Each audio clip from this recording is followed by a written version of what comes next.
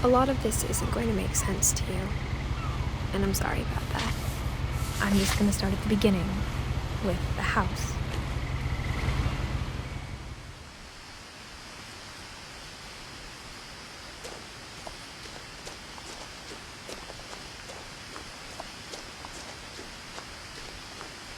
I lived here until I was 11, but I wasn't allowed inside half the rooms.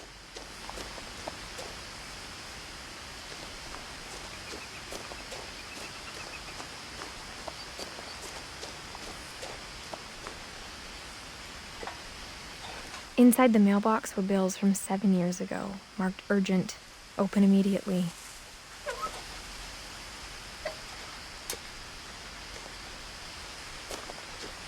I hadn't been back since my brother Lewis's funeral.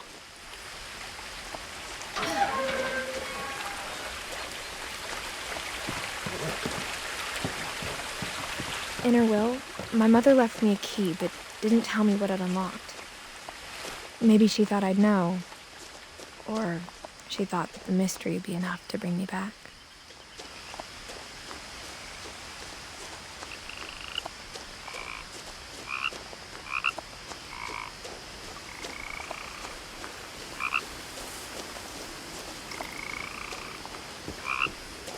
The truth is, even after I inherited the house, I never thought I'd come back to it.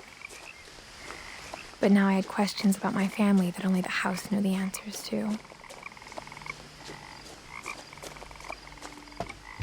The woods around the house have always been uncomfortably silent, as if they're about to say something but never do.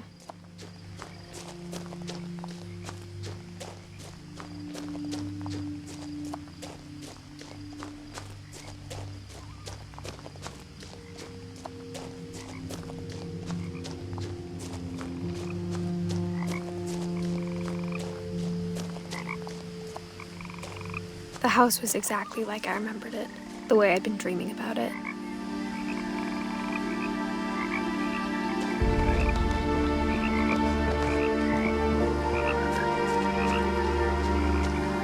I asked Edie once about the dragon in the pond.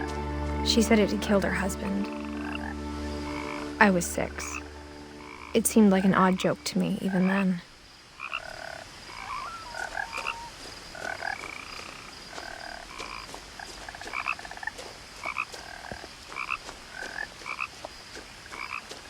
As a child, the house made me uncomfortable in a way I couldn't put into words.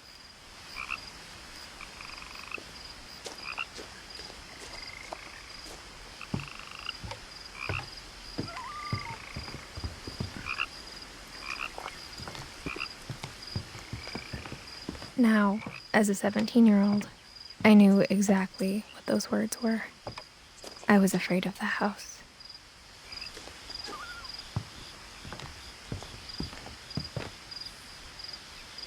I hoped the key might unlock the front door. It didn't.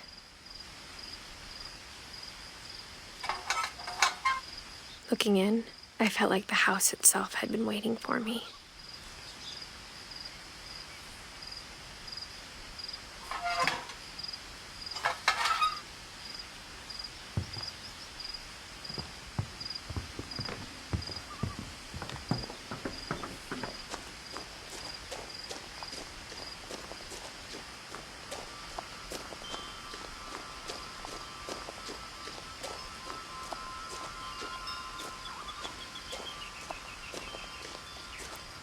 The house felt like it had always been here. Even the swing set was older than my mother.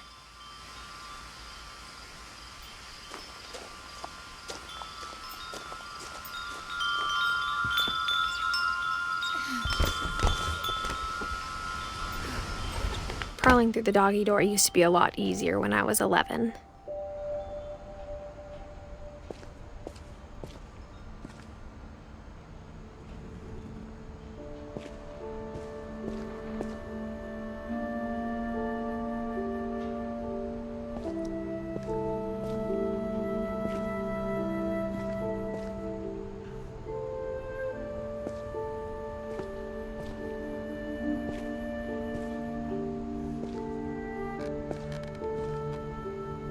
power had been turned off the night we left. For the first time in years,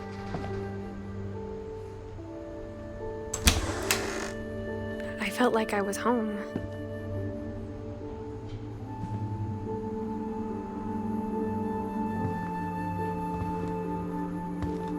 But instead of a family, there were just memories of one.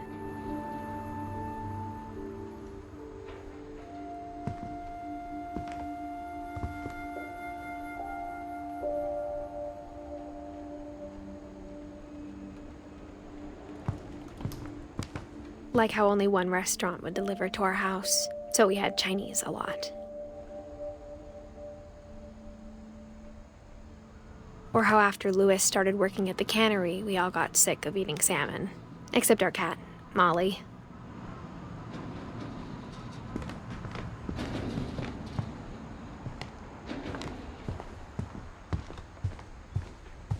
The table was still a wreck from the night we left.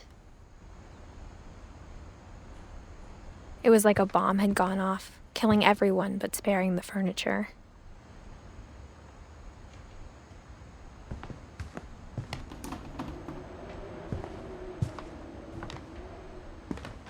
My mom was the only one of us who could imagine Great-Grandma Edie living in a nursing home.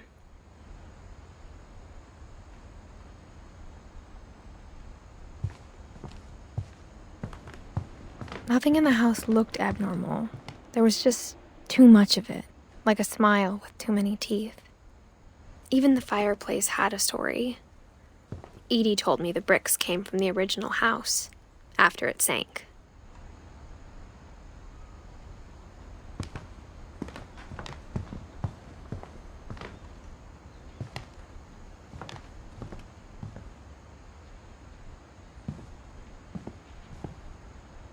Mom always told me to stay out of the basement, so I wasn't too surprised when the key didn't fit.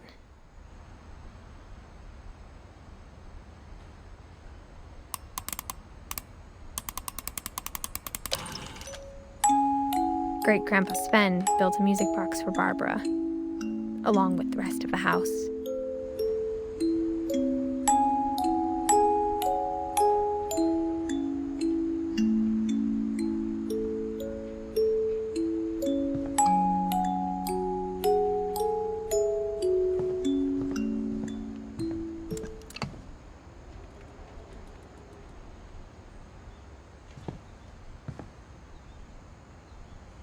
My mom wasn't much of an optimist, but she never stopped believing that my brother Milton was alive.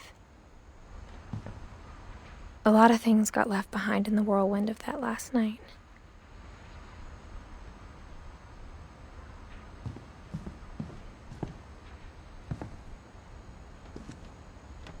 After Milton disappeared, Mom sealed up all the bedrooms. Then Edie retaliated and drilled peepholes.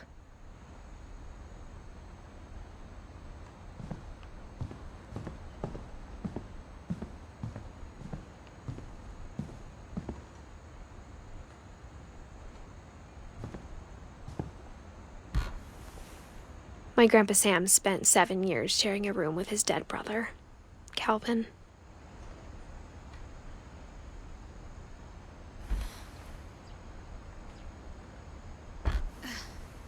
As a kid, I just assumed every house had peepholes and sealed rooms you weren't allowed inside of. The last time I was in Edith Sr.'s room, I was 10 and she was painting my portrait.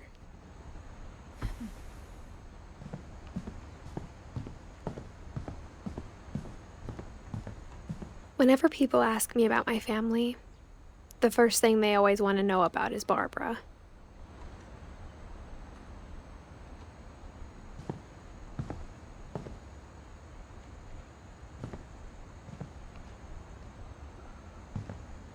Edie's father, Odin, built the original house.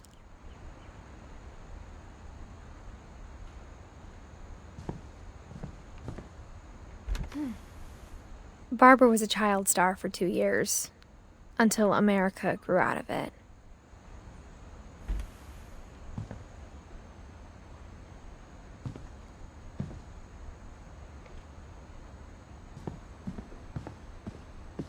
Mom must have locked the third-floor stairs on the night we left.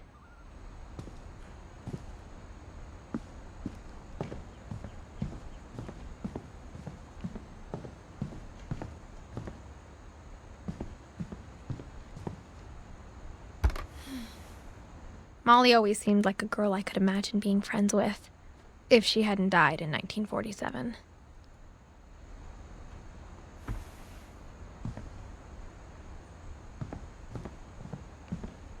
I spent a lot of time playing in Great Uncle Walter's room.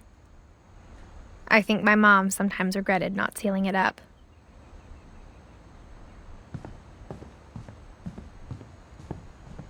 Lewis told me there were secret passages, but I never believed him.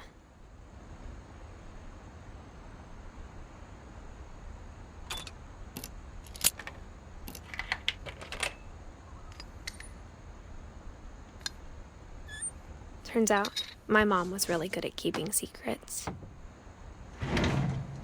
Now it was time to find out what my mom had been afraid of.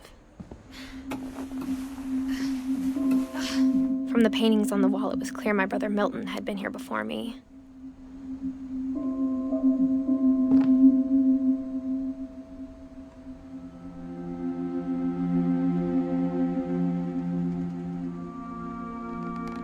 Reading this, maybe it sounds like I had a plan. But I had no idea what was behind that door.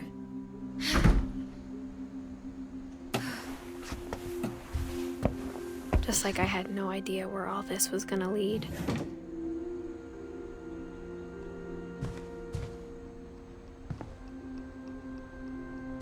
I grew up looking at Molly's room through the peephole.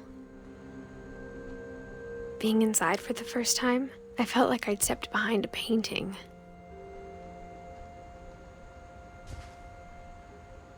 Molly's gerbil had a tiny bedroom with its own even tinier gerbil cage.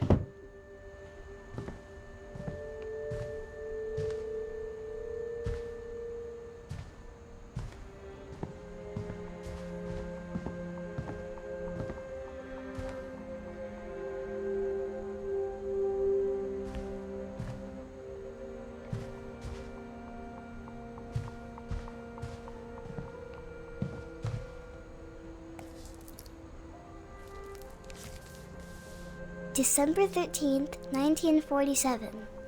Dear Diary, I'll be gone soon, but I wanted to tell somebody about what's gonna happen. It started when Mom sent me to bed without dinner. I woke up and I was starving, so I looked around for something to eat. My Halloween candy was all gone.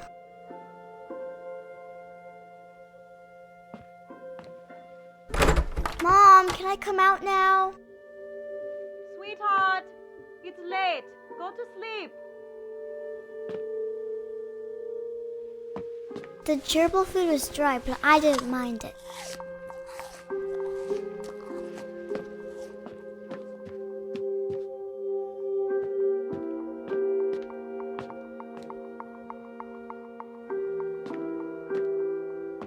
I thought about eating Christopher, but I held back.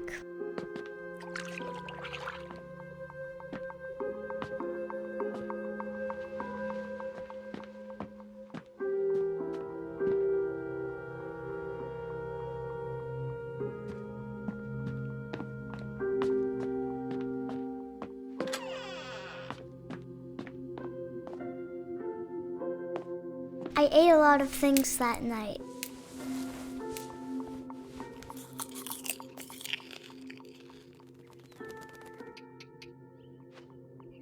I kept eating and eating.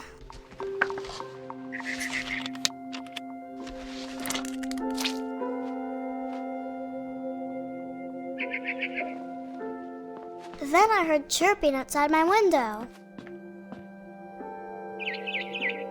It was a barn swallow going back to her nest. I reached out for her.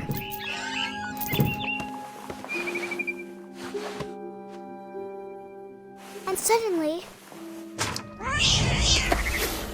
I was a cat.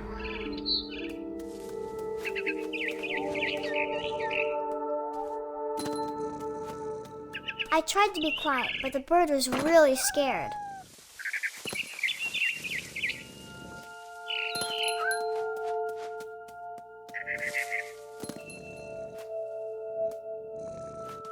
Mom and Dad didn't even look at me.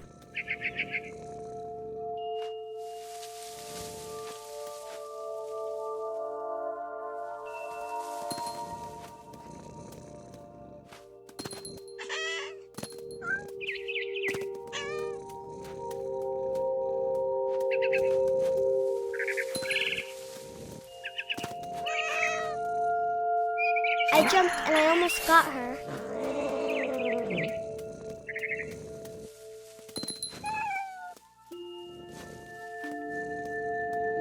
I could tell she was getting really tired. Now I was up in the big tree. I promised Dad I wouldn't climb it anymore. All I cared about was eating that mama bird. I gobbled her up. And suddenly, I was an owl. First, all I heard was the wind. Then I heard little teeth nibbling in the grass.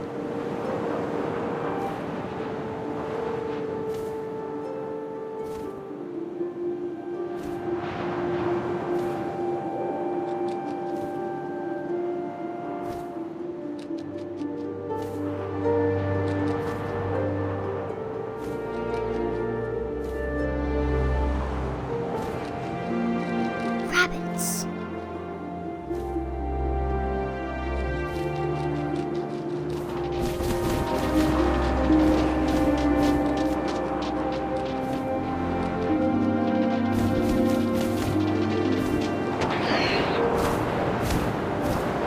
I imagined his face looking up and seeing mine through my talons. I swallowed him up, and I didn't chew one bit. Then I flew off to find something bigger.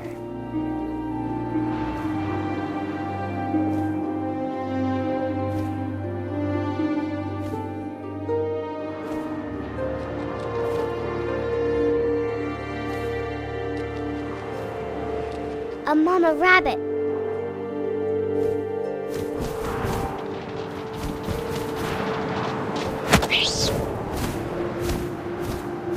She was almost too big to carry.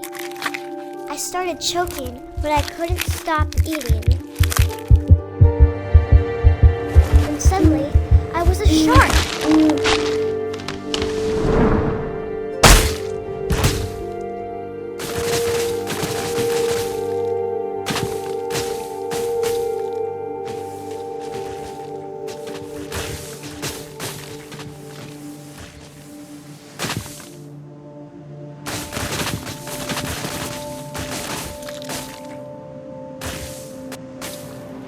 I rolled off a cliff and into the ocean. Now, I was hungrier than ever.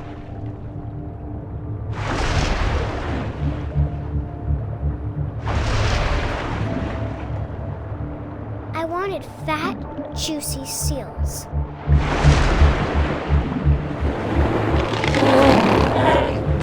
I tore off her flipper, and it tasted really good.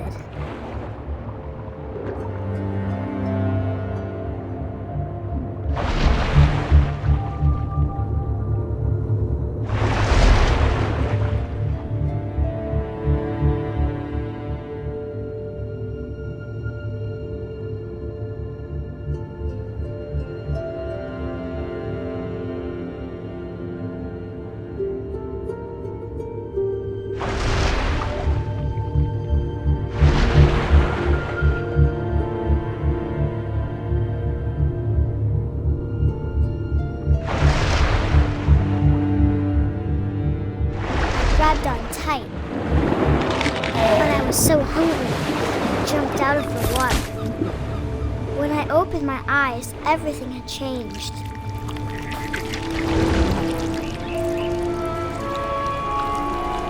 Now I was a monster, and I smelled people everywhere. It came upon a midnight clear, that glorious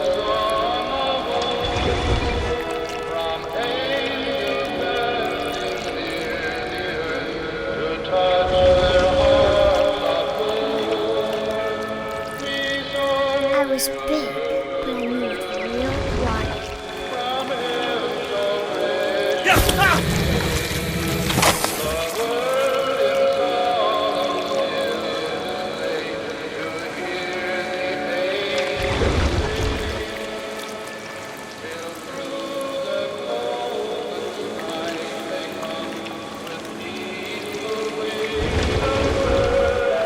I wanted to stop, but also I didn't.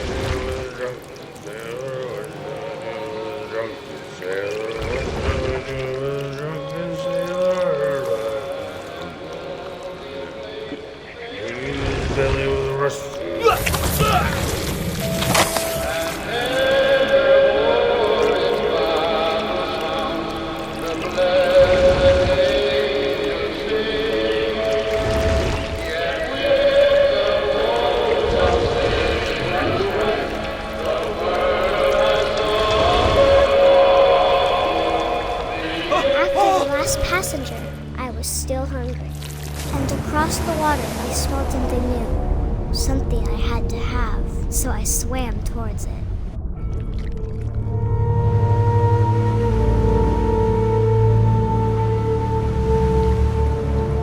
I slithered onto the sand, and the good smell went into an old pipe.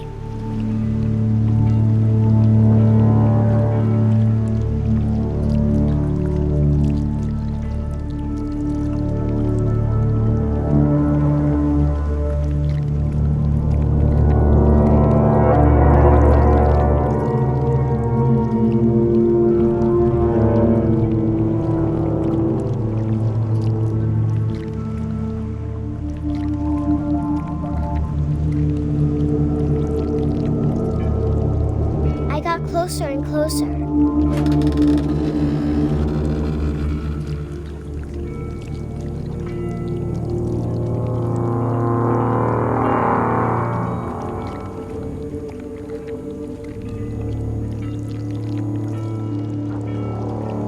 All of my stomach started growling. And suddenly, I was me again. I held my breath for a long time, but I couldn't hear anything. I think it's waiting for me to fall asleep. But it's not going to wait much longer. It needs to feed, and we both know I will be delicious.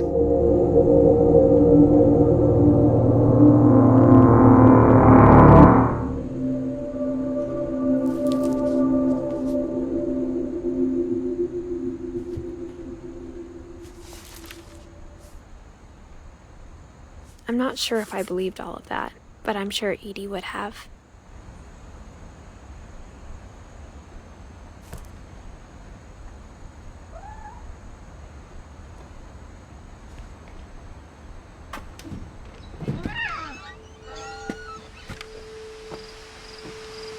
This will be obvious later, but my mom never told me any of these stories. Edie would have, but Mom didn't like bringing up the past. Though, when we adopted a stray kitten, she was the one who named it Molly.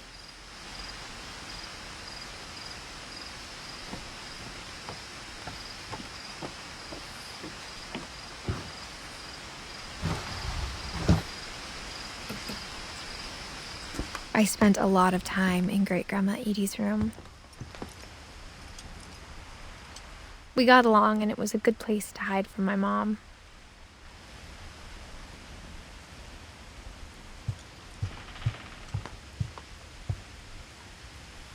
Edie gave a big interview about a mole man living under the Finch house. My mom was furious.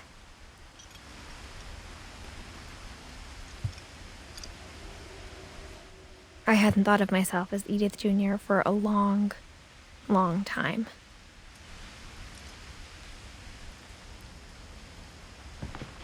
One summer, they evacuated the island, but Edie refused to go. For a few weeks, she was a celebrity. When Edie told people Sven was killed by a dragon, she could also have said he was building a dragon-shaped slide that collapsed. She could have, but she didn't.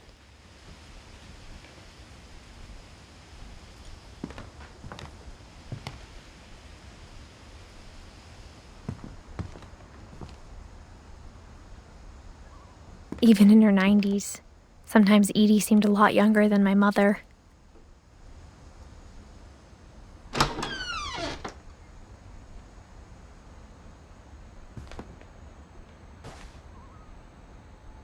The only trace Grandpa Sam's first wife, Kay, left on the house was the pink bathroom. It was a pretty big trace.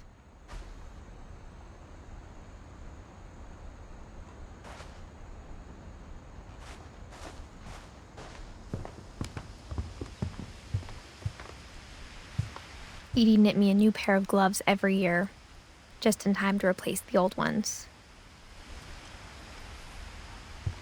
Louis died a week before we left, but Edie had already started to memorialize him.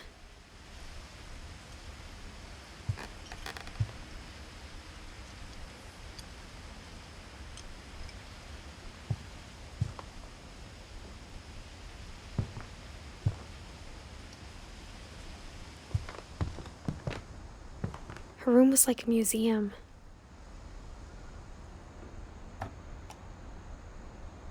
For 500 years, the Finches have been famous throughout Norway for their fortune and misfortune. Odin Finch buries the latest victims of the family curse, his wife Ingeborg and their newborn son, Johan. On January 7th, 1937, he set sail with his family and his house, hoping to leave the curse behind. But 40-foot waves off the coast of Washington send the house and Odin to the bottom of the sea. Odin's daughter Edie, with husband Sven and baby Molly, step ashore on their new home, Orcas Island. Odin Finch is the first to be buried in the new family cemetery. His daughter Edie is already dreaming of a new Finch house.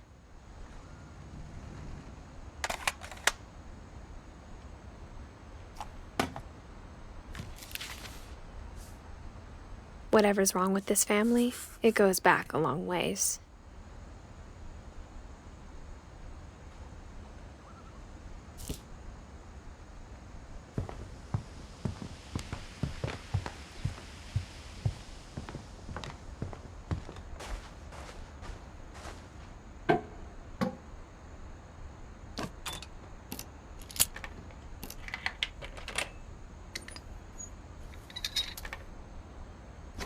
There's a secret in this bathroom. It's in the last place you would look. It isn't in the cupboard. It's hidden in this book.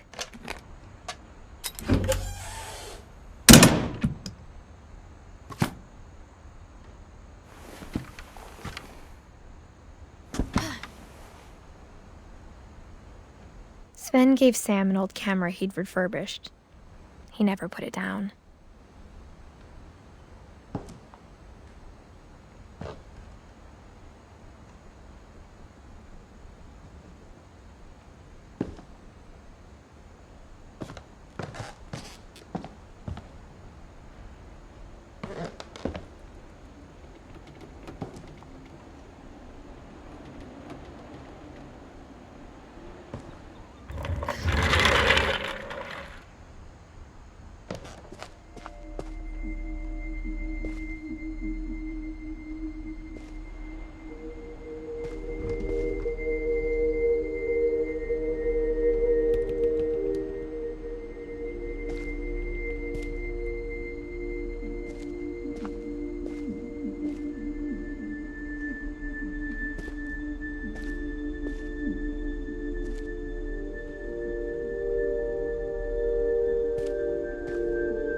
I knew Grandpa Sam had a twin,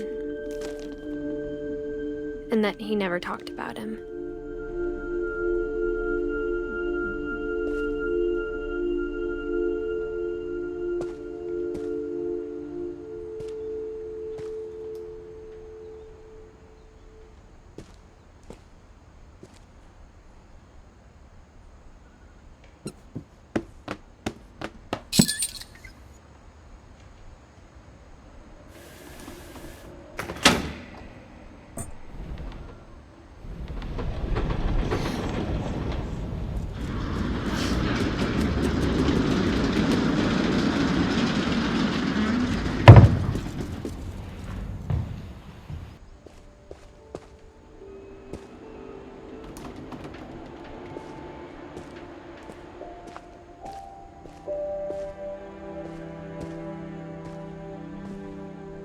I guess my grandpa didn't like history any more than my mom did.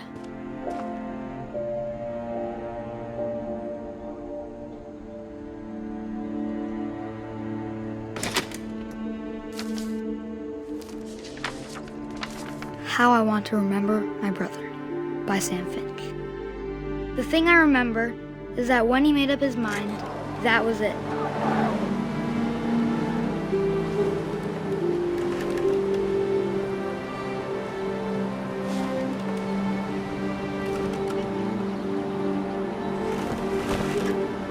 My brother said he'd die before he ate another mushroom, and he did.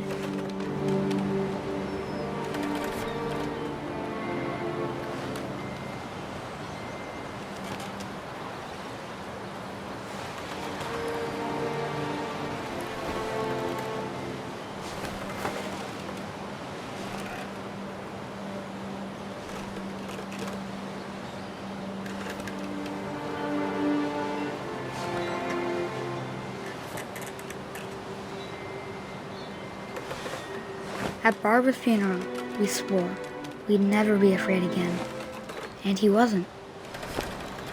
I think Calvin always wanted to fly.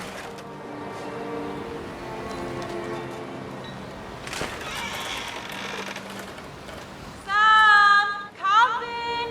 Dinner's ready! Coming! But that day, he finally made up his mind to do it. I told him going around was impossible. Maybe if I hadn't said that. Calvin! I'm not gonna tell you again! Maybe if the wind hadn't picked up.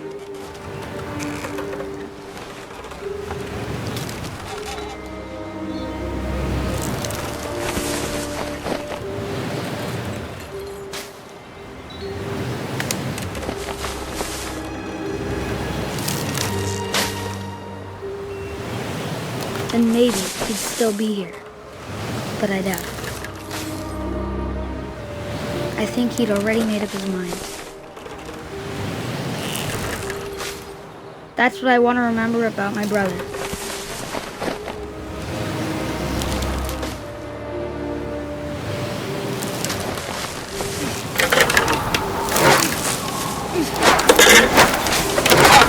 The day he made up his mind to fly. And he did.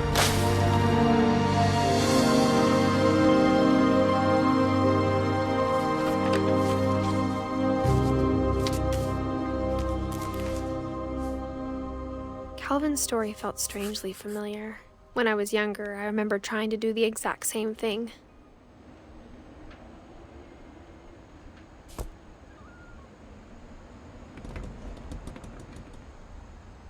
After the funeral, Edie roped off Calvin's half of the room.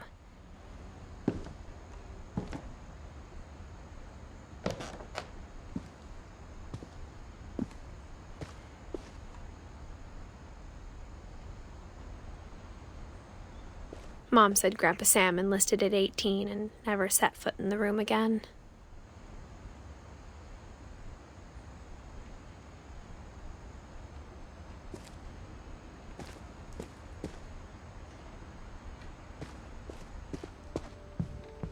The passages were a pretty tight fit. They'd obviously been built for smaller hands and bellies.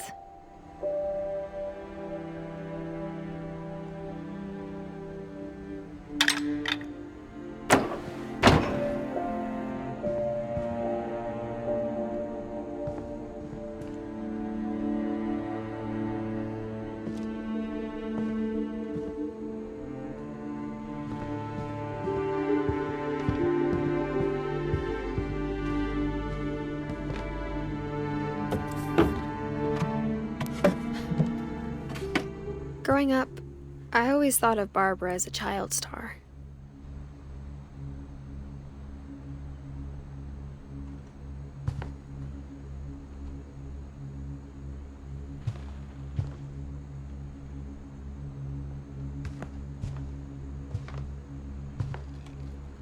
I never thought about how hard it must have been for her afterwards.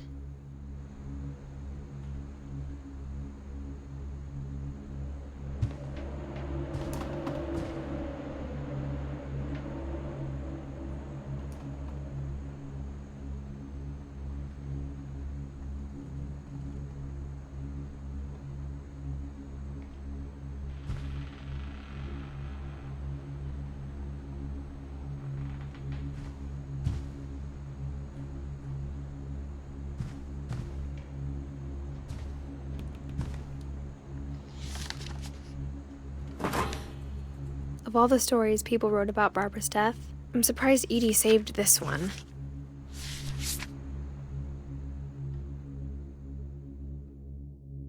Old Jack here with another ghastly tale inspired by America's most unfortunate family.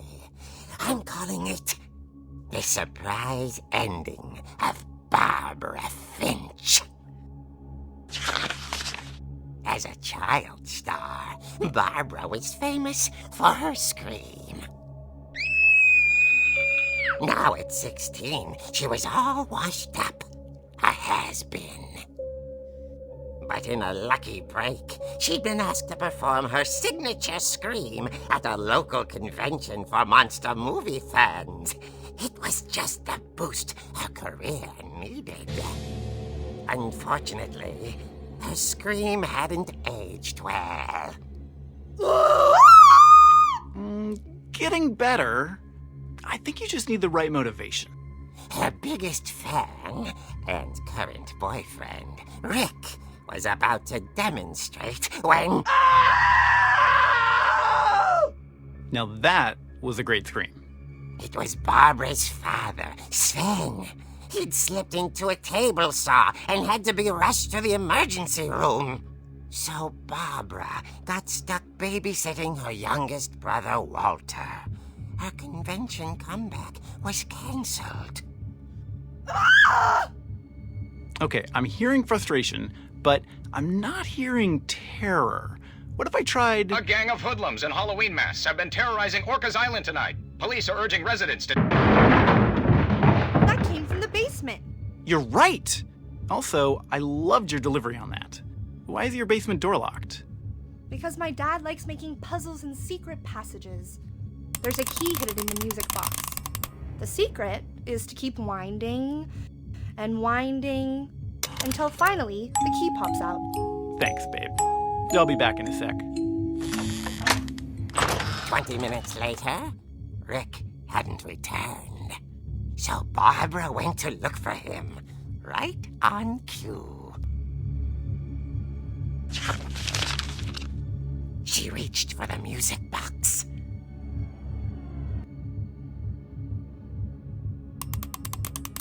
And as she wound the key, she listened for Rick, but the house was silent.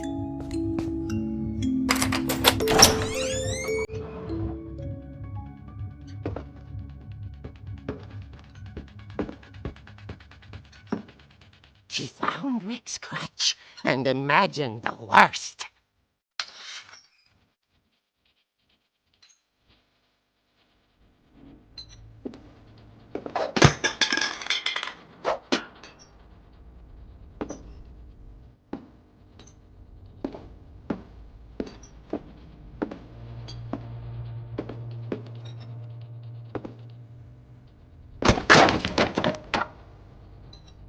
The gang's leader is the infamous Hookman killer, Dr. Carl Hamill, who impaled and then ate his family 10 years ago tonight.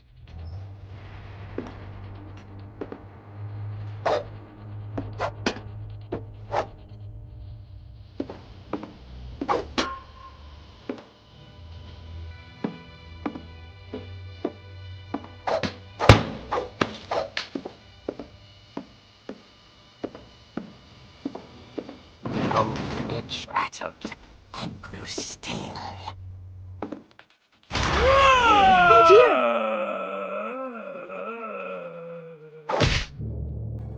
Oh! Rick? Barb, relax. I was just trying to scare you to help you find your scream. Well, I'm not scared, Rick. I'm furious. Then act furious. All I'm getting from you now is that you're hurt and confused and She threw him out, but she kept a little something to remember him by. Barb, have you seen my other crutch? And she was still holding it when she fell asleep watching the late picture show. Hours later... Barbara! Walter, what's going on up there? Ah! Okay, I'm coming up, but if this is a trick, you're dead, Walter.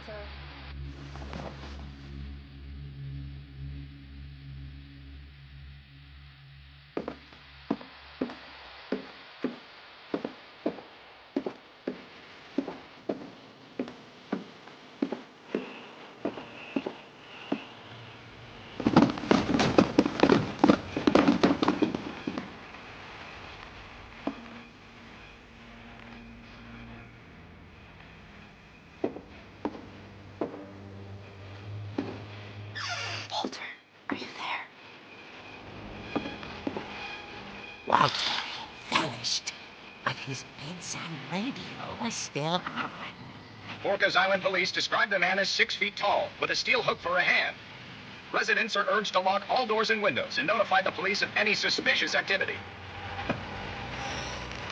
Barbara turned, saw the hookman, and was speechless. He was quite smashing.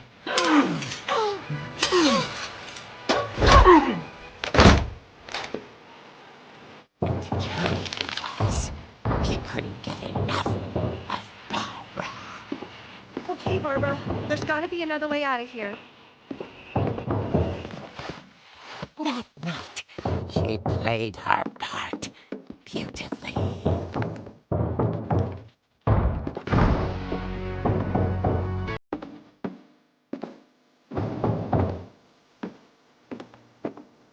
Molly's floor hadn't been cleaned in years. The hinges grow.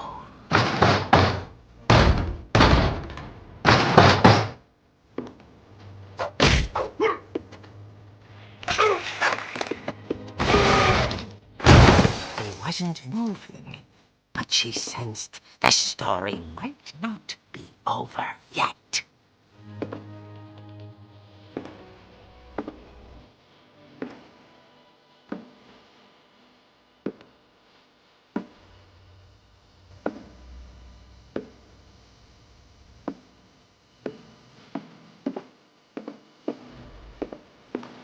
The hookman had vanished.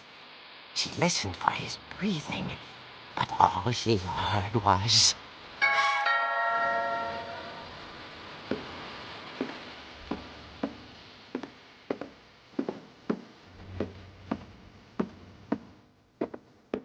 At the door, she heard whispering.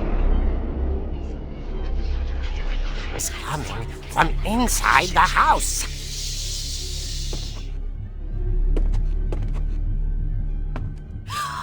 Oh dear.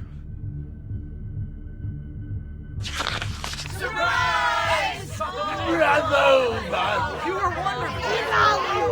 monsters had come to surprise her. For Barbara, it was a dream come true. Then she saw what kind of monsters they were, and she realized what was about to happen. She was going to be famous. And with her final breath, Barbara Finch gave the performance of her life.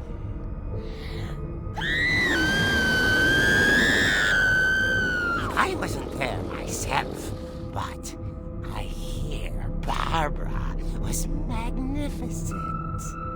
Poor girl. She had a taste for stardom. But unfortunately, so did her fans. Of course, the police blamed it all on poor Rick, who disappeared the same night. And little Walter? Hiding under his bed the whole time. He took it all pretty hard, but that's another story. As for Barbara, tucked inside the music box is all they ever found of her. Her ear. Now that's what I call a real eerie tale.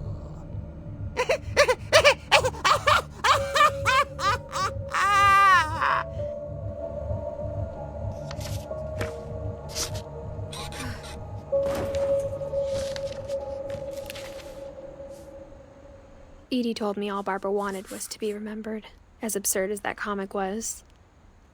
Maybe what Edie saw was a happy ending.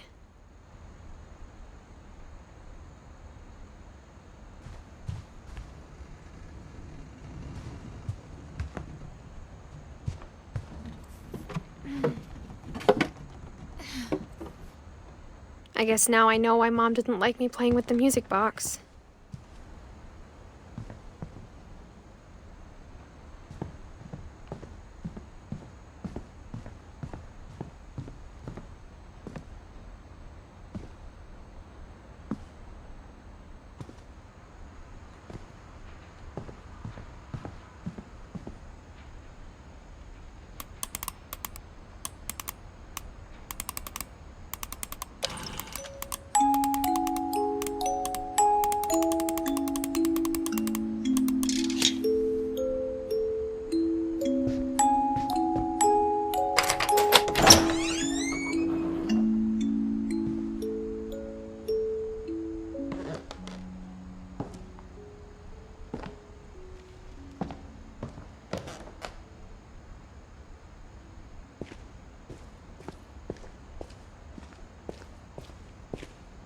Mom said the basement was off limits, unless I wanted another tetanus shot.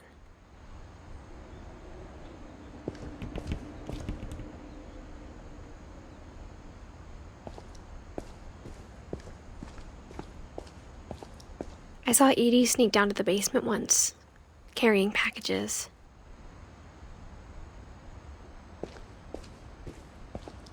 I thought maybe she was hiding presents.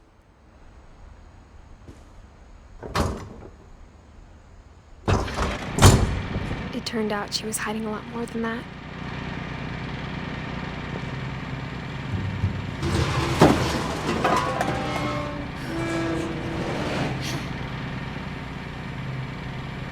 I remember asking Mom once about where Walter had gone. She said after Barbara died, he got as far away as he could. If there's a pattern in all these stories,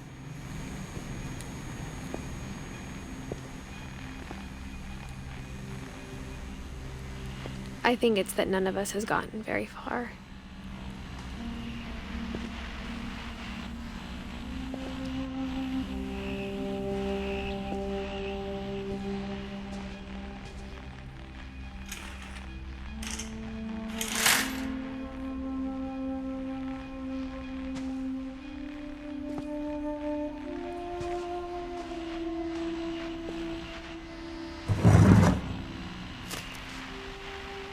Goodbye, everyone. I can't believe I've been down here for 30 years. On that first day, after the shaking started, I didn't think I'd survive a week.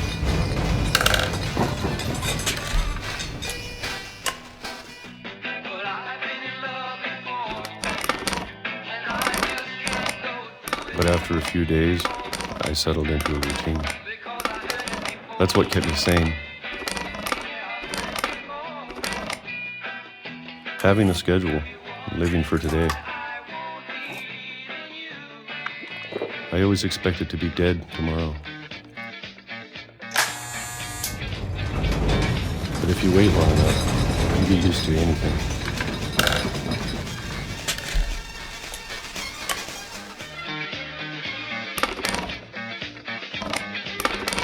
Even a monster on the other side of the door starts to feel normal. Almost friendly.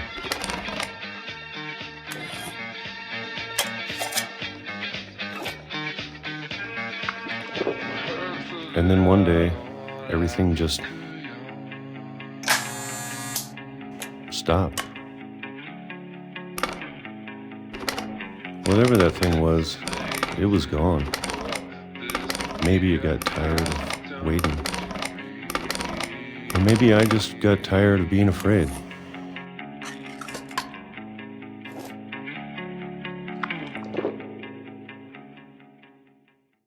It's been a week now, the longest in 30 years. I'm done waiting. I have to leave while I still can.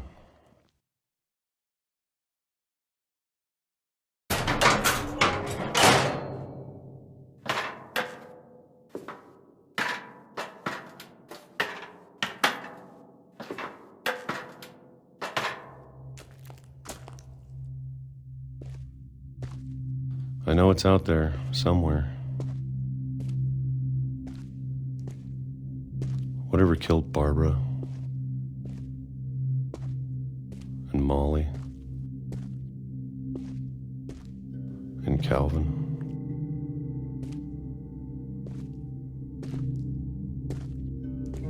Maybe this is all a mistake. But I need to stop living the same day, even if it kills me.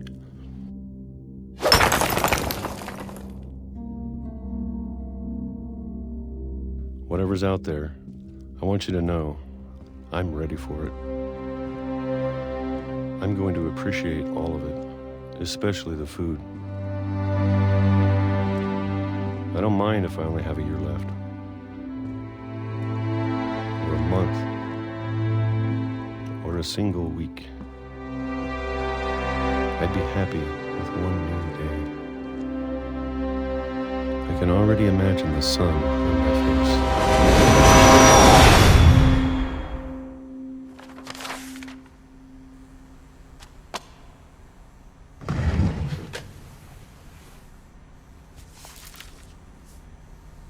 Walter died when I was 6. I can't believe my mom never told me he was down here.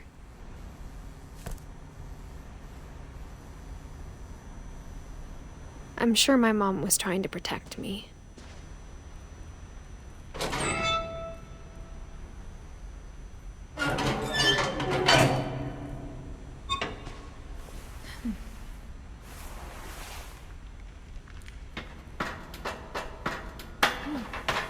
Maybe she was afraid I'd end up like Walter.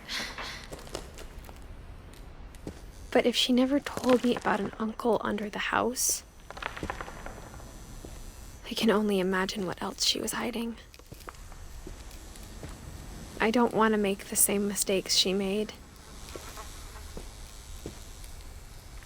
Trying to bury something that's still alive.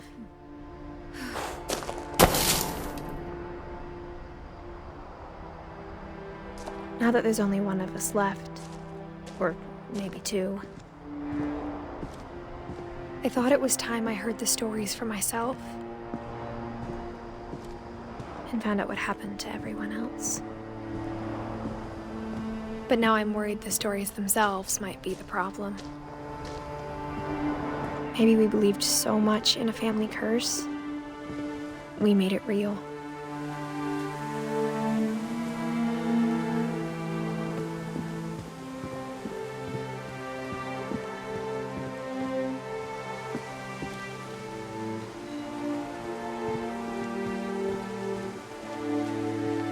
I don't know if I should even be writing this.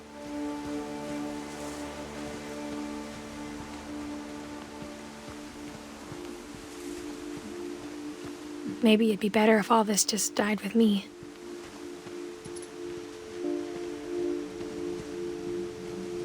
But I thought you should know about your family.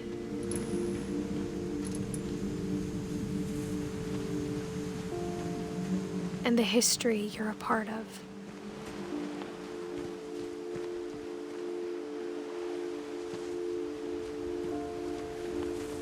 Though to be honest, I feel as lost as you probably do right now.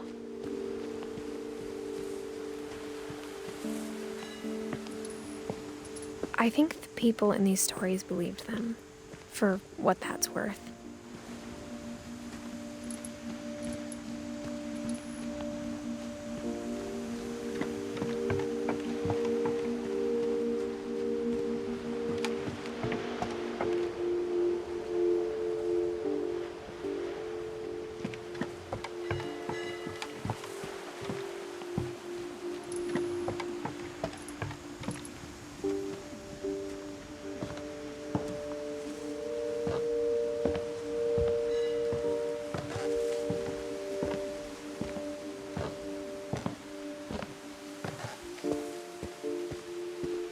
And when you look at the house, that history of imagination and stubbornness and madness, any of it seems possible.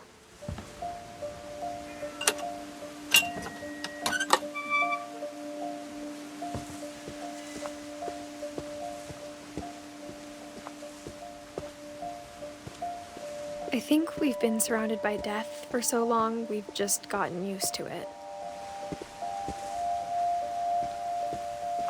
What kind of family finishes building a cemetery before starting the house?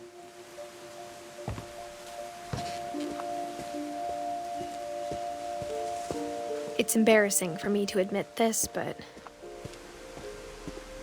the pet cemetery made me more uncomfortable than the human one. 3 of the gerbils were mine, and 2 had been my fault.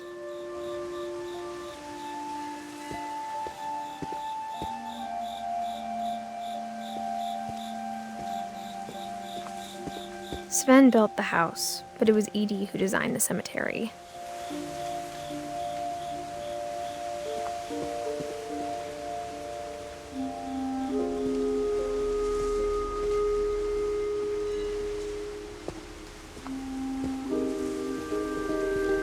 I'm sure Odin's monument had been Edie's idea. My mom was always trying to move on, but for Edie, the past never went away.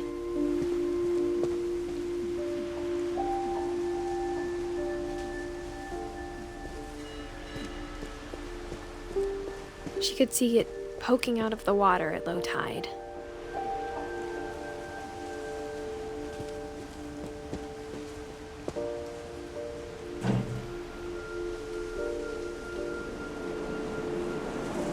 Edie said she dreamed about the old house every night.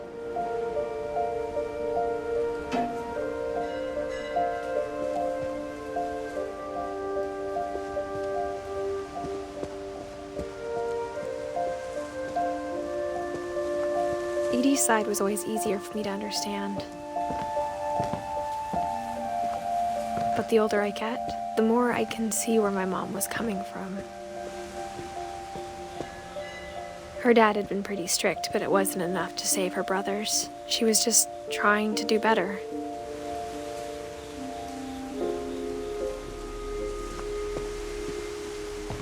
She lost 2 of her brothers, just like I did. I get why she tried so hard to protect us.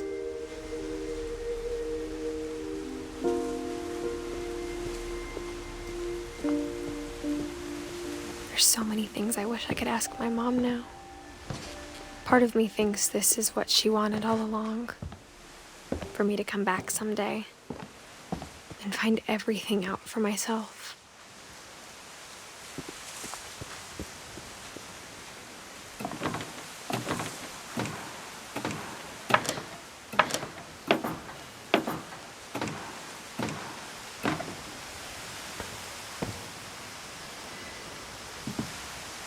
But looking back on it now,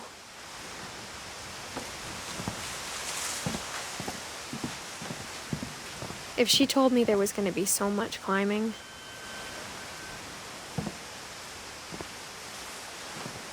I never would have come when I was 22 weeks pregnant.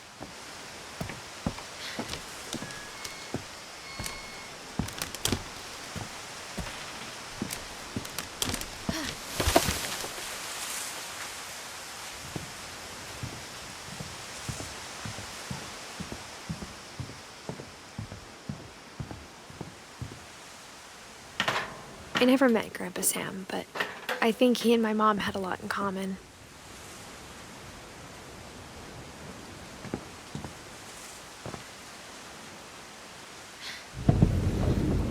They were both pretty intense.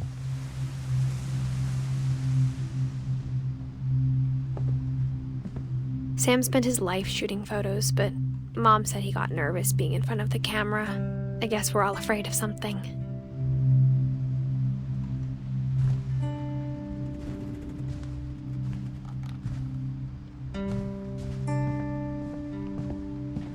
Instead of hiding from death, Sam seemed to go out of his way to meet it.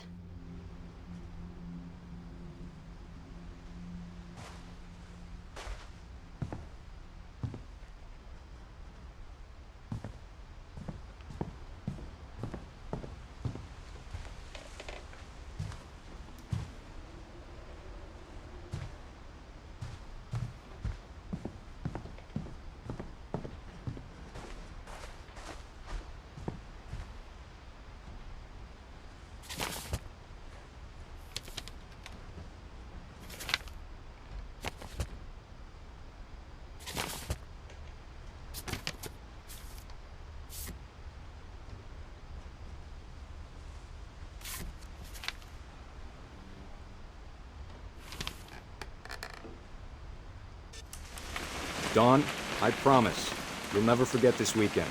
Yes, sir. These memories are gonna last a lifetime. Am I gonna have to shoot anything? It's a hunting trip, Dawn. Shooting is strongly encouraged. What? Perfect. It's gonna rain the whole weekend, isn't it?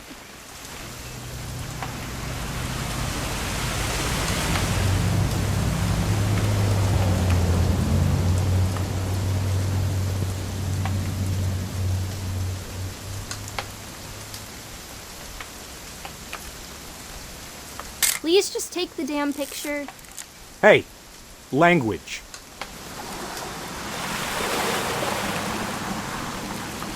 I will never forget this weekend, Dad. That's the spirit. Okay, got it. I'm gonna take some pictures, okay? Just be careful. That camera's older than you are.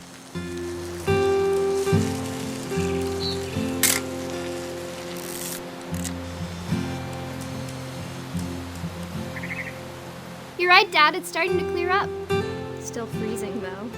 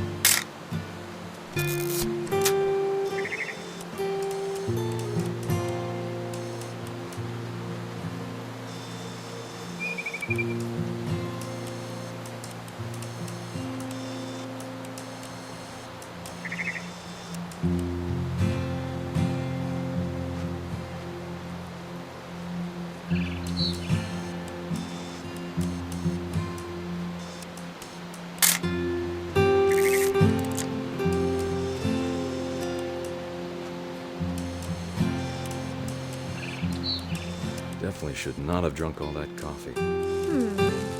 Hold still on. Hey! That's a keeper. I'm just saying, I'm not always gonna be here, Don. You'll need to remember this stuff, if you want to survive. I'll be fine, Dad.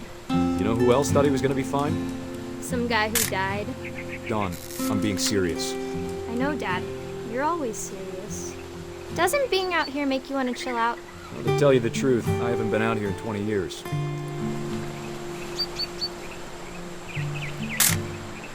Don, don't you think you could find something more interesting to photograph? Last time I was with my brother Calvin. Man, that was a great trip. Your grandpa Sven taught us how to fish, how to build a fire. We found an old logging trail. There were deer everywhere. I bet if I could remember where that trail was, we'd spot a buck for you in no time. Give me a minute to check the map.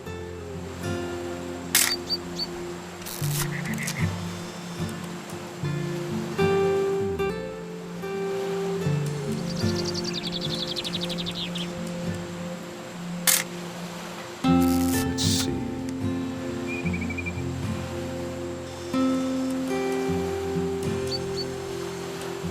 Maybe.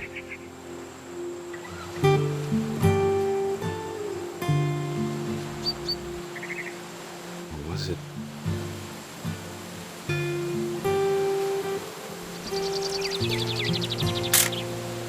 It could have been.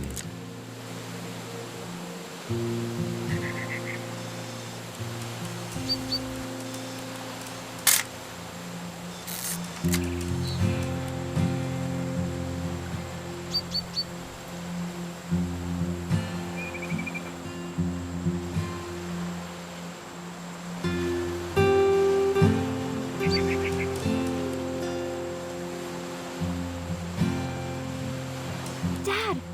Good eyes, Don. Before you take the shot, let me get a picture of you.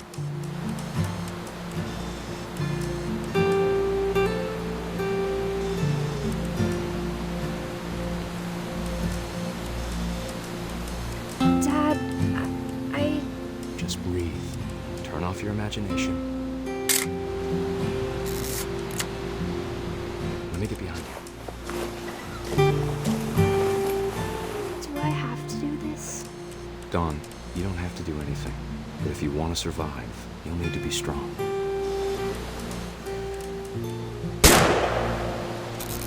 Great shot, Dawn.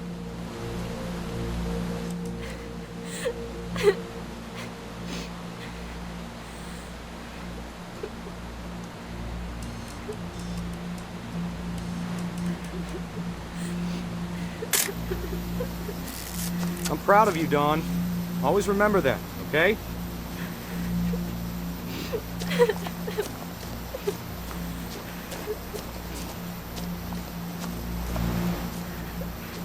Dad, it's twitching. I think That's it's totally normal, Dawn. Just focus on the camera. Try not to think about— Dad!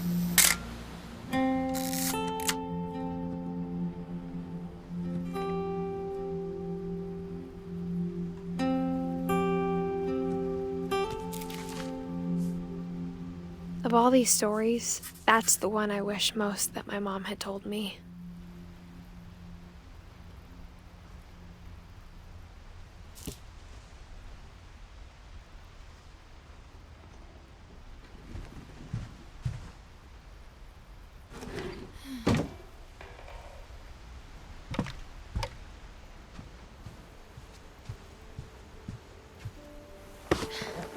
After Sam died, my mom and Edie got really close. They'd both lost a lot.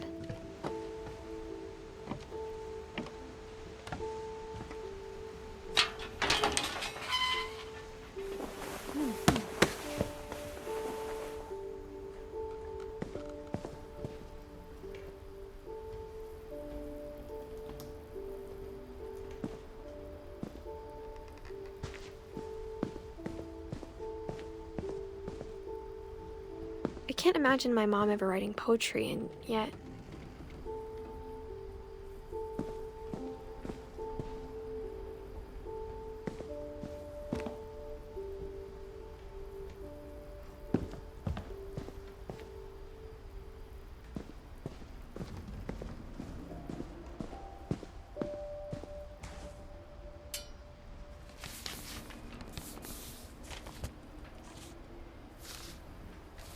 Dear Kay, do you remember the way Gregory used to laugh when he thought he was alone? Like something funny was happening, but only he could see it.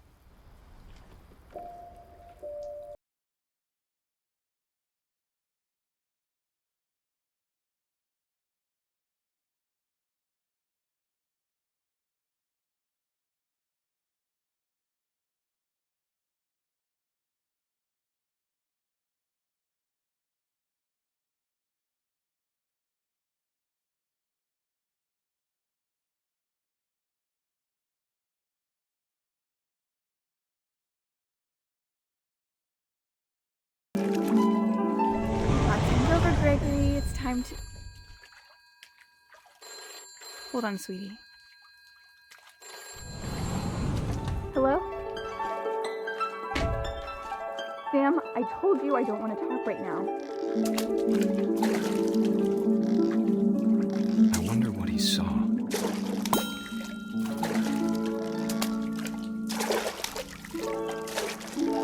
What his world was like.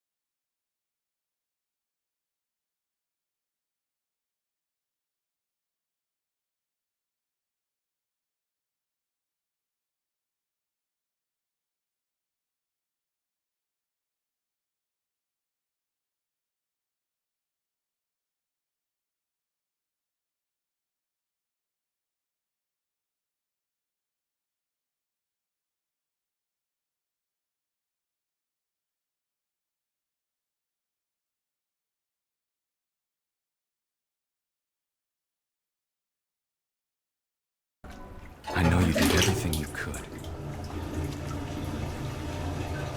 Maybe if I hadn't called that night. Damn it.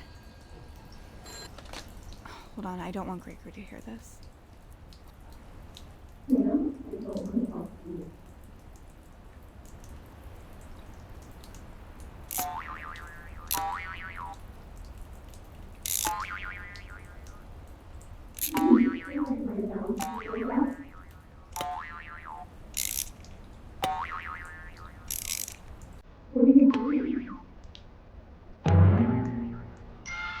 I wish you could have told us about the world he saw.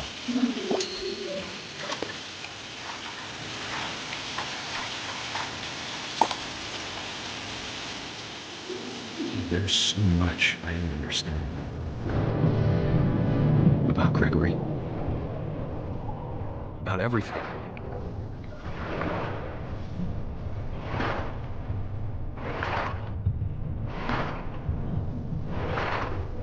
But I know what happened wasn't your fault.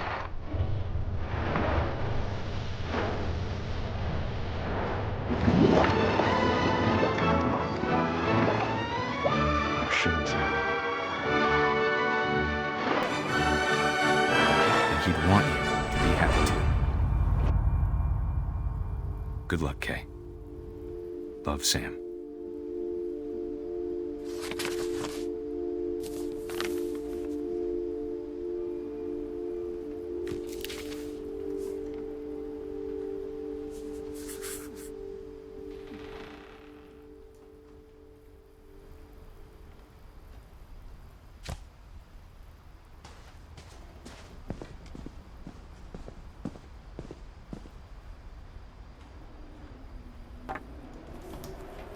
A poem for Gus, who always said the wedding was a bad idea.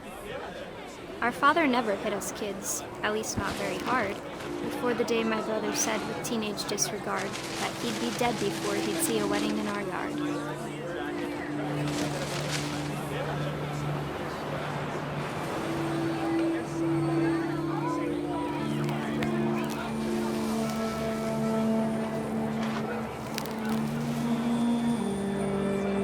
Father made him come, of course, but Gus stood far apart, just flew his kite and bottled up the storm inside his heart.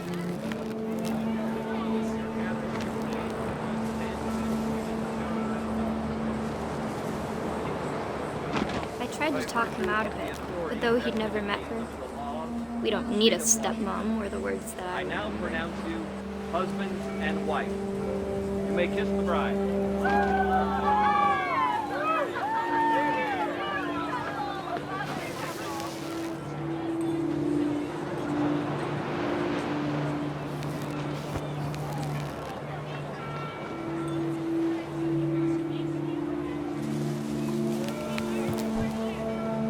When the time for photos came, Dad ordered him to come here. But Gus declined, and as a sign held up his middle finger.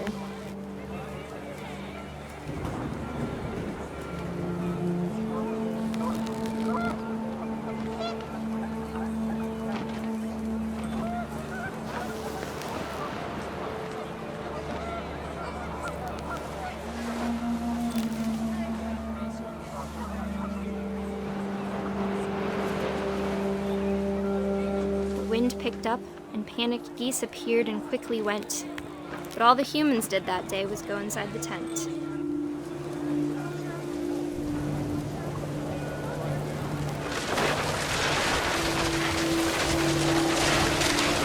The rain came down in buckets then, but no one seemed afraid that nature might destroy the tent our dad had crudely made.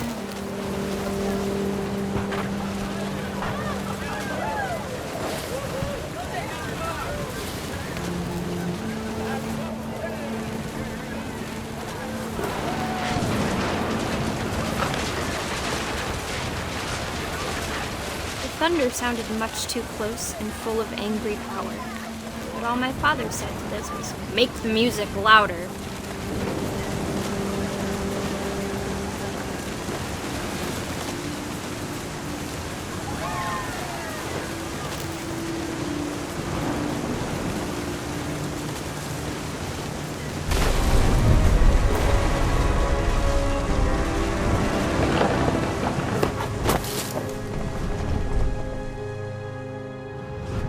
wish that I could truly say I thought about you on that day.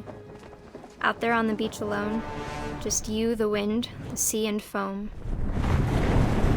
But I didn't, until we found you.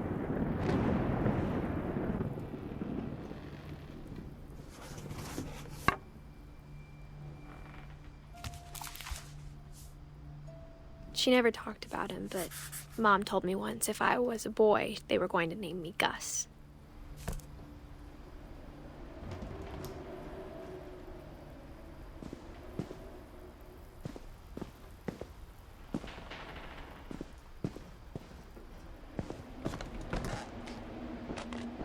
My mom moved up to the loft after her brothers died.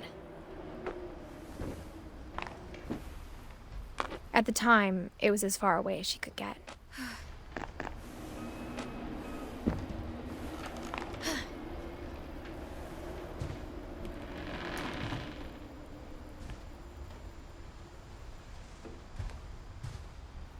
She spent a summer building houses in Calcutta, where she met my dad, Sanjay.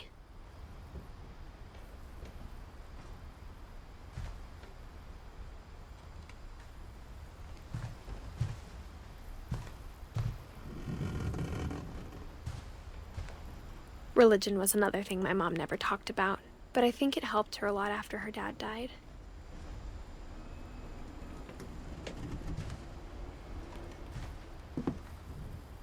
My mom moved to India a week after graduation and got a job teaching English. Louis was born a year later.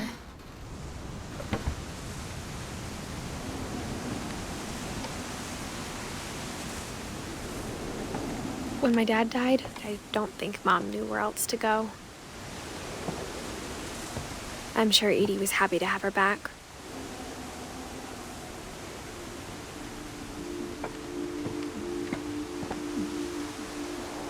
The house had to get a little bigger, but Edie was used to that.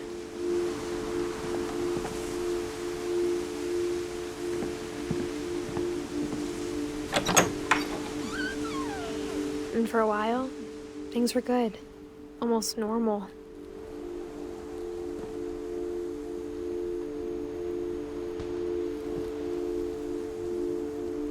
But it didn't last.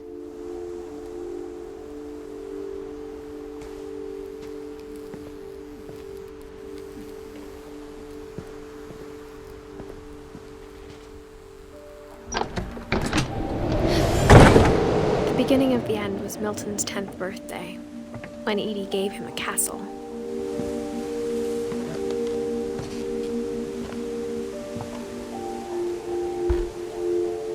After Milton disappeared, the only thing he left behind was a room full of paintings.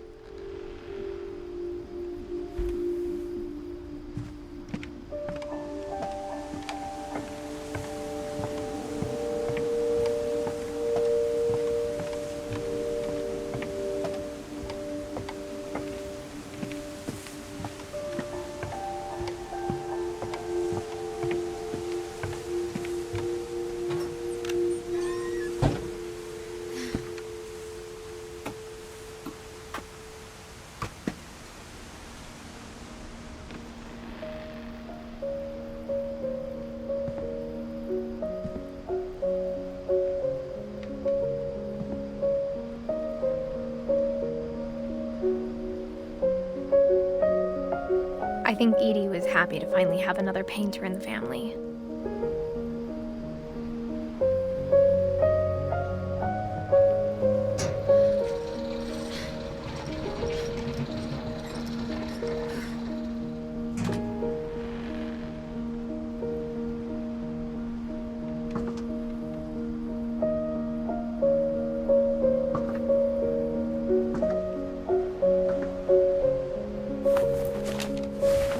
Milton Finch in The Magic Paintbrush.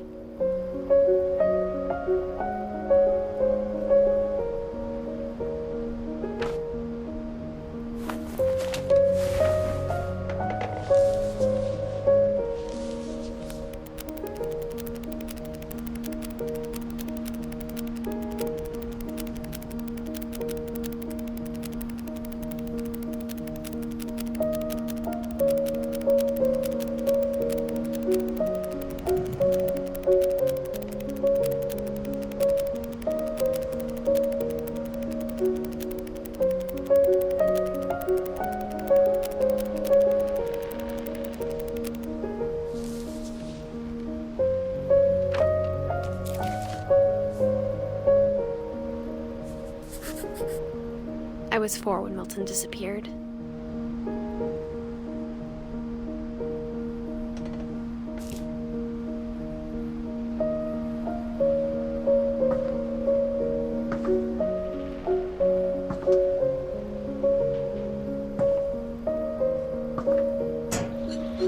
Mom spent months searching for my brother. Then she sealed the doors.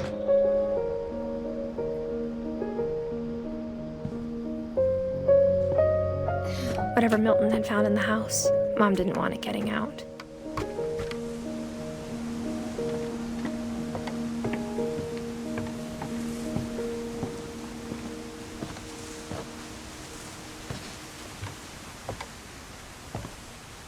Mom definitely blamed Edie, but I think Louis blamed himself.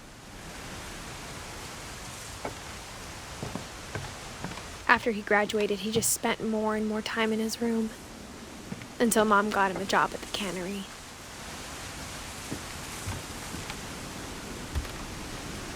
Everyone always told me to stay out of Louis's room, except Louis.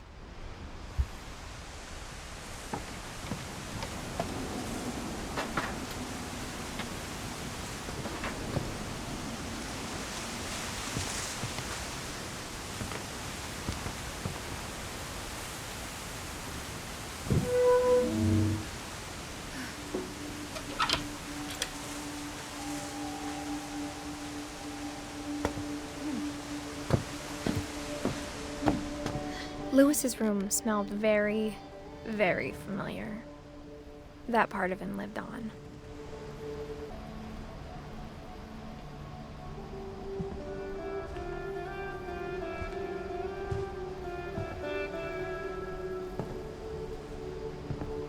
Louis and I spent a lot of time playing games together, but he was surprisingly bad at them. He died a lot.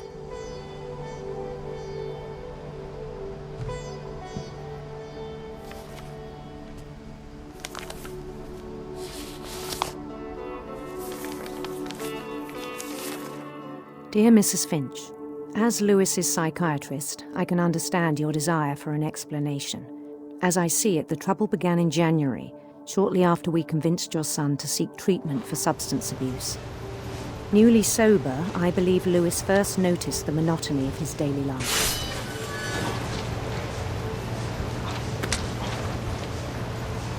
He kept working at the cannery, but he withdrew part of himself. In our sessions, I saw the same behavior. His mind began to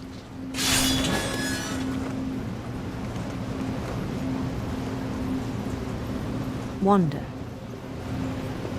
I asked him to describe it. He said he started small, imagining a labyrinth. He'd feel his way about.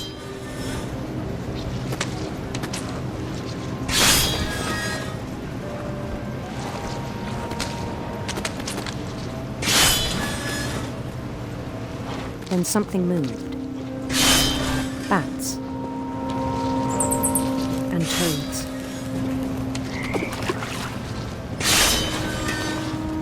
And things that have not names. He knew it was all in his head.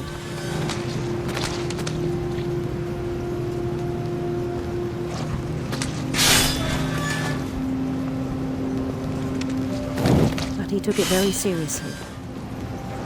I had hoped he'd find himself.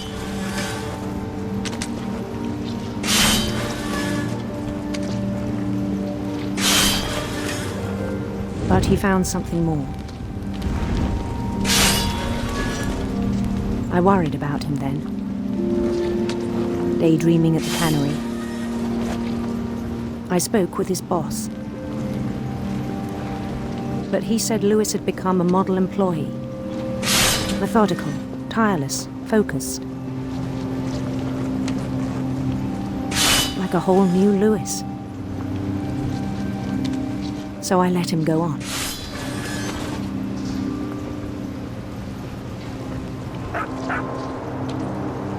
I even encouraged him. It seemed very promising at first. He told me he'd made a new friend.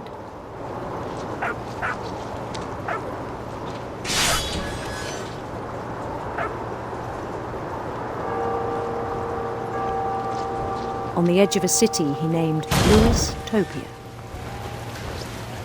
He built the city up slowly, brick by brick. Then he made musicians.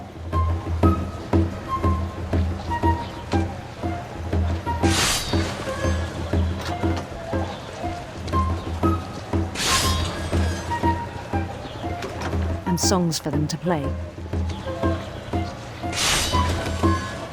He talked about starting a band. And he was always humming something. Every day his imagination grew stronger.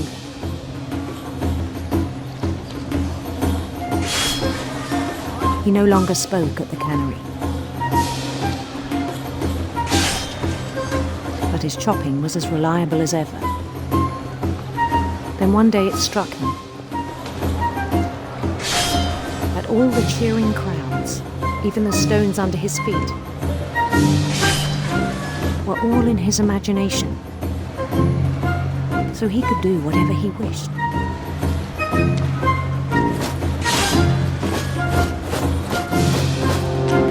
He held an election for mayor. And he won. They begged him to stay, but his mind was already wandering. It became a game for him.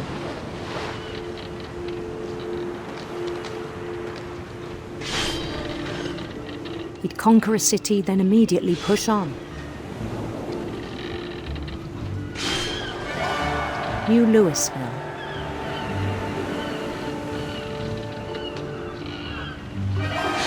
St. Louis. He started drifting away from our reality.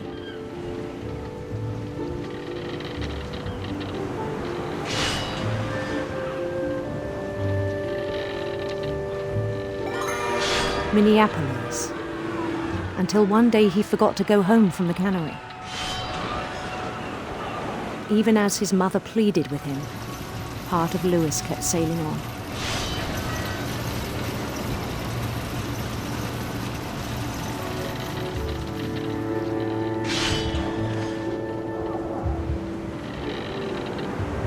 In Lewisburg, he heard rumors of a handsome queen.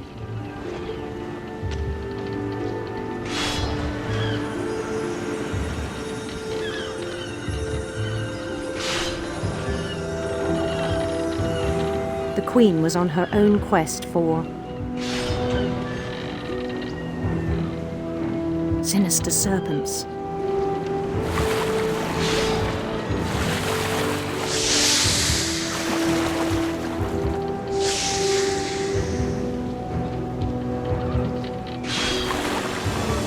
Followed the sound of her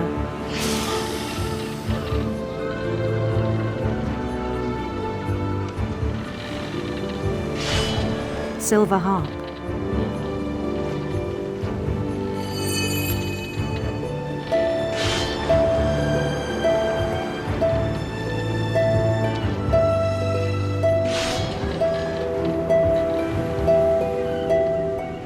His chase led him to a golden palace east of the sun and west of the moon.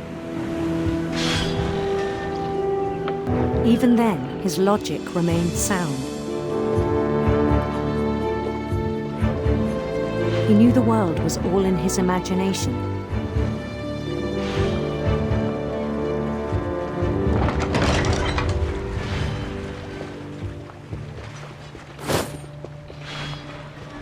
But he was so proud of having created it. In his own eyes, he'd become something greater than a king.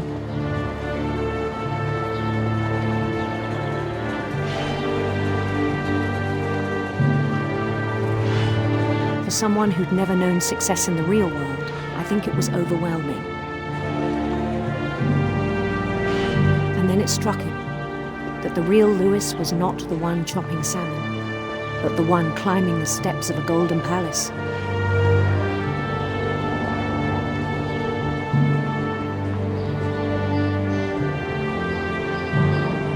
My imagination is as real as my body, he told me. It was hard to argue with him.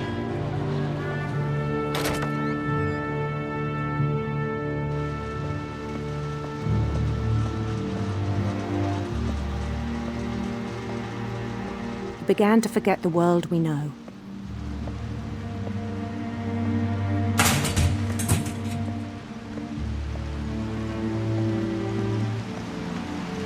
I think it pained him to remember Lewis, the cannery worker.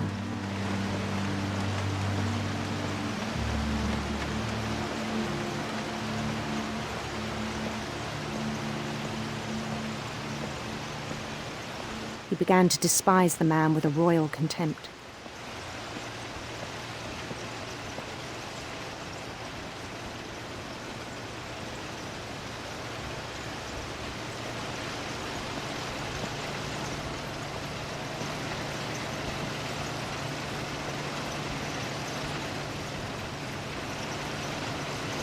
I still thought I could save him. Even after he said he was being crowned king over all the lands of wonder. The palace would be packed with his companions.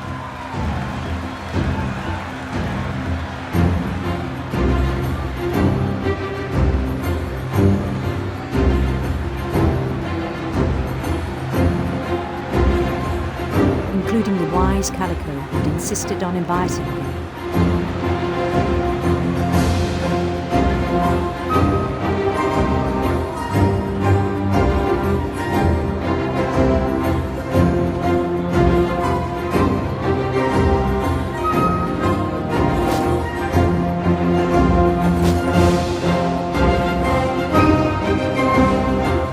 His queen waited, holding his crown.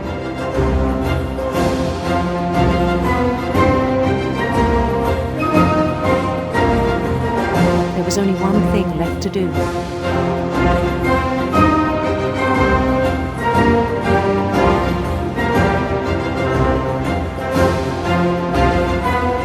Bend down his head.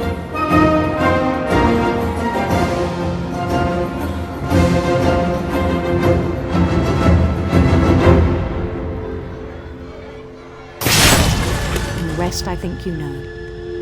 Mrs. Finch, your son was a kind man who will be missed by all of us who knew him.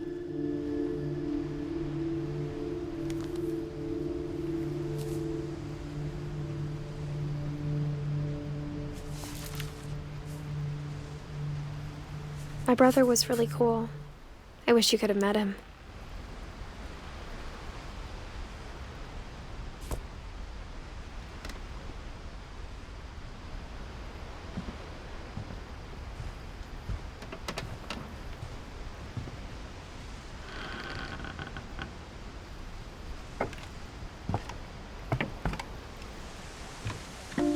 On the way back from Lewis's funeral, my mom told me to start packing. She waited until the day before we left to tell Edie. I'm not sure if she wanted to make it easier or harder.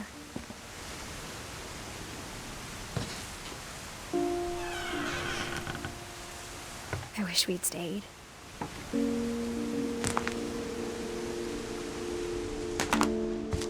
But I understand why we left.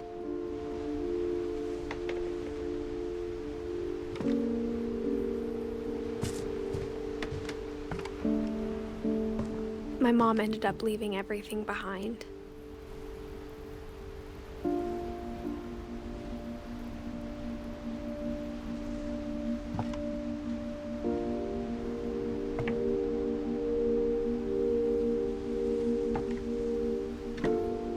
What happened that night had been coming for a long time.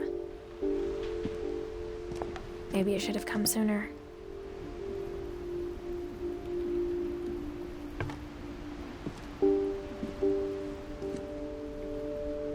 But it had to end one way or another. All that's left now was to tell you about that last night.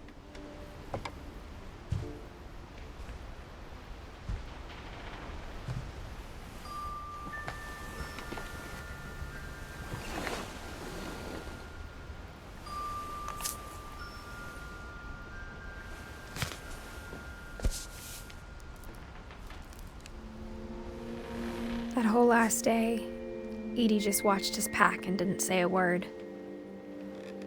Until supper, when she raised her glass and said, "To our final night together, and all our final nights apart." Grandma, you know what I said about alcohol. Some of your medications are very Edith, specific. I left a present for you in the hallway.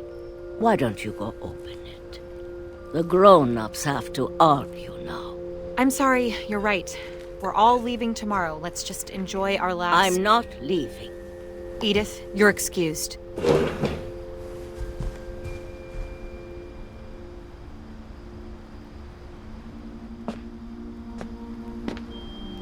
The power had been shut off that morning, but Edie always had plenty of candles. When my mom sealed the library, I don't think she knew about the other entrance. Or that Edie had a key to it.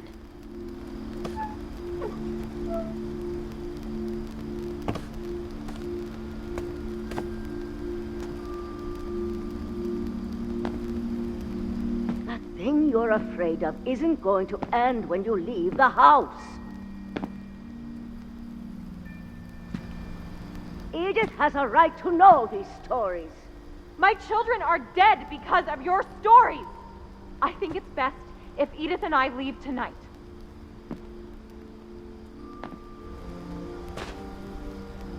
We'll have the nursing home send a van for you in the morning, okay?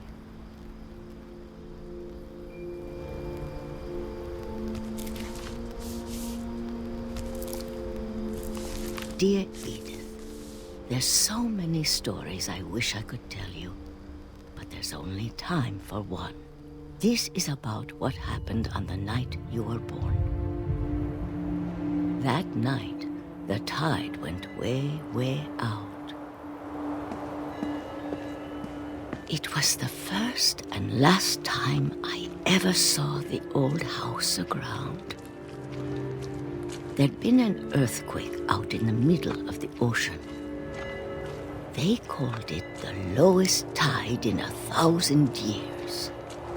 God, it smelled awful. You know, I've seen that house every day of my life.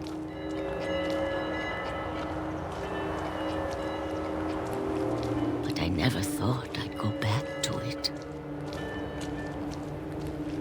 When the fog rolled in, I lost my way.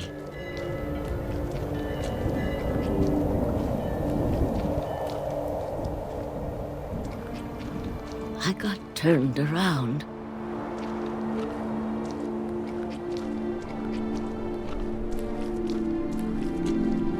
I started seeing things.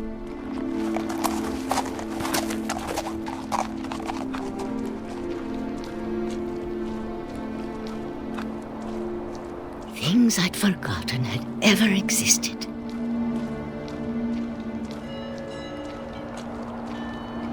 But when I saw them, they felt like old friends. That night, a lot of things came back to me. Or maybe I came back to them.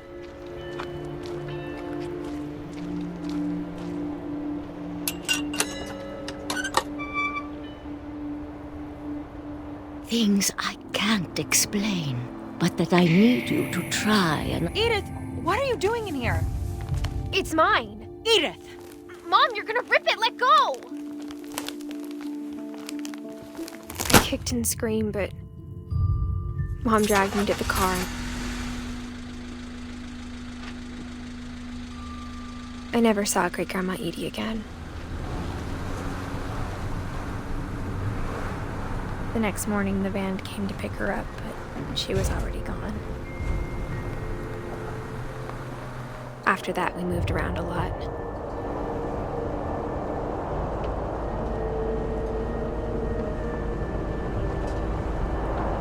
We both tried to make the best of it.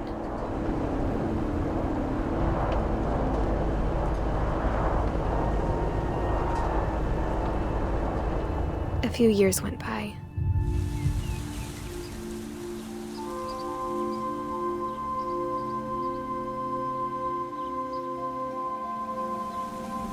My mom didn't like to talk about it, but she started getting sick a lot.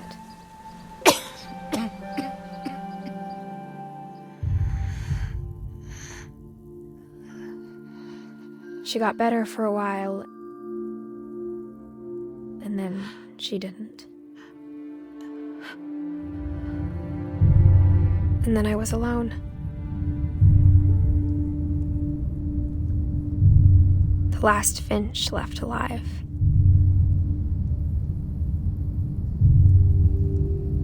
Until I found out about you. I'm still not sure what to tell you about all this. If we lived forever, maybe we'd have time to understand things. But as it is, I think the best we can do is try to open our eyes. And appreciate how strange and brief all of this is.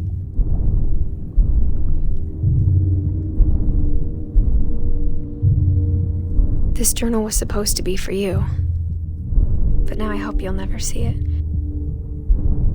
I just want to meet you and tell you all these stories myself.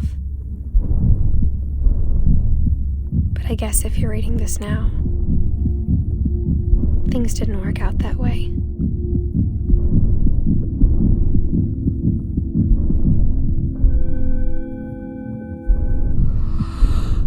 This is where your story begins.